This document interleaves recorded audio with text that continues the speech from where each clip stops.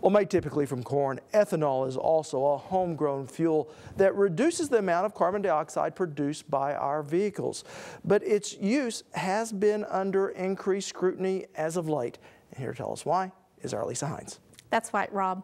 With the increase in demand for corn to use in ethanol and record high fuel prices, current corn prices are at an all-time high of almost $8 a bushel, more than double what it was in 2010. Now, on the surface, that may seem like good news for agriculture. However, about 60% of livestock producer expenses come from feed alone, the same grain that is being used for fuel, which has some Oklahoma ranchers crying foul. It's feeding time at Middle Creek Ranch outside of Destin, Oklahoma. Every single component that goes into what we use to operate on this ranch basically has just had a multiple increase in price. Yates Adcock owns a diversified cattle operation and says to keep his business up and running, he's had to cut some corners. When the demand for corn went up, well, the price went up, and when the price went up, well, then we started having offsets to where people started looking at other alternative feeds like dried distillers grains. Well, they went up, and then other feeds were affected due to the increase in demand and caused a synergy type effect to where just the whole price on feeds just went up. An increase of over 50% that Adcock believes is directly related to the jump in fuel prices. There's not just one thing that we can just attribute, these increasing costs to. If it would be one thing, I think you would need to look at basically the price of fuel, because fuel touches every single component that we have to buy on this ranch. And when we reach the 36 billion gallon threshold, testifying before the Senate, Agriculture Secretary Tom Vilsack was grilled by lawmakers over the impact using grain for fuel has on food prices. Using corn for fuel instead of food drives up prices for people already struggling to put food on the table.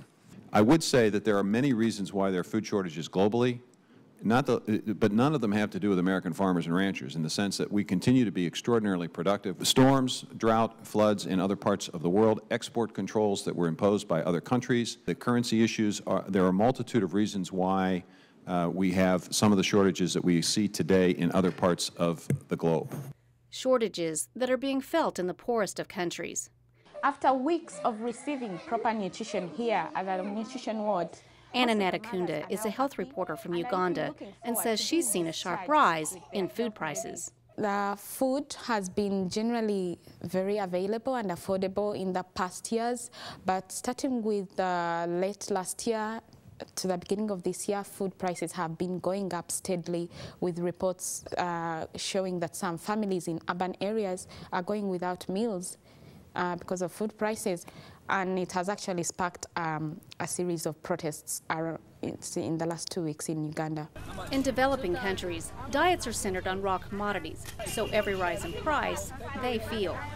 While here in the U.S., our diets consist of much more processed food. So for every food dollar, only 15 cents actually goes back to the farmer for the crops they grow.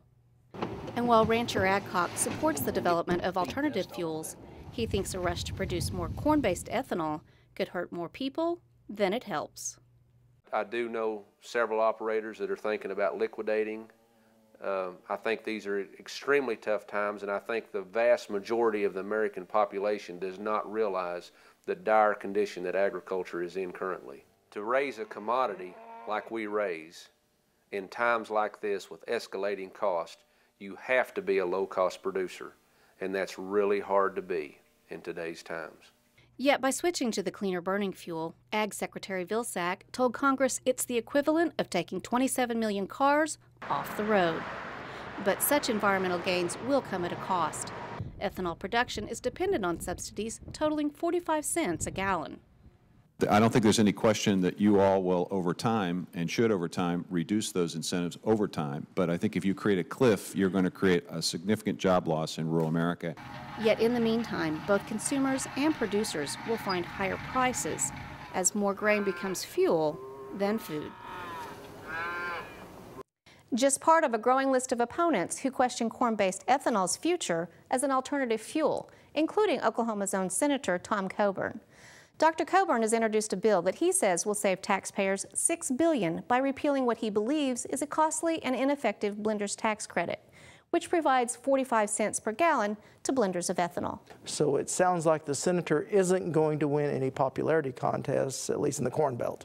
Probably not, but he does say that ethanol is bad economic policy, bad energy policy, and bad environmental policy. And he calls ethanol subsidies corporate welfare. All right. Thank you so much, Elisa.